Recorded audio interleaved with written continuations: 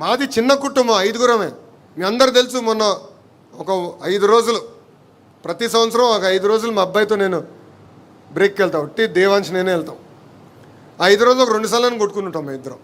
నాన్నని ఇది చేయాలంటే నేనేమో అది చేయాలంటాం. చిన్న కుటుంబంలో కూడా విభేదాలు ఉంటాయి, చిన్న చిన్న సమస్యలు ఉంటాయి. కానీ 4 గోడల మధ్యలో కూర్చుని మనం కన్విన్స్ చేసుకోవాలి, మనం మాట్లాడుకోవాలి. ఇది ఇక్కడున్న నాయకుల్ని కోరుతున్నా, రాష్ట్రంలో ఉన్న 1 కోటి మంది సభ్యుల్ని, కార్యకర్తలను కూడా నేను కోరుతున్నా. కలిసికట్టుగా పనిచేద్దాం, కలిసికట్టుగా పోరాడదాం, మనం అనుకున్న ఆశయాల్ని మనం సాధించుదాం. మీరు చూస్తున్నారు, నేను కేవలం ఒక ప్రతిపాదన గౌరవ ముఖ్యమంత్రి గారికి, జాతీయ అధ్యక్షులు చంద్రబాబు నాయుడు గారు చెప్పారు.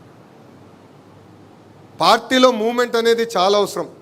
గ్రామ పార్టీలో పనిచేసిన వాళ్ళు మండల కమిటీలోకి రావాలి, మండల కమిటీలో పనిచేసిన వాళ్ళు పార్లమెంట్కి రావాలి, పార్లమెంట్లో పనిచేసిన వాళ్ళు స్టేట్ కమిటీలోకి రావాలి, అక్కడి నుంచి నేషనల్ కమిటీలోకి రావాలి, పాలిట్ బ్యూరో కూడా రావాలి. అప్పుడే పార్టీలో కదలిక వస్తుంది.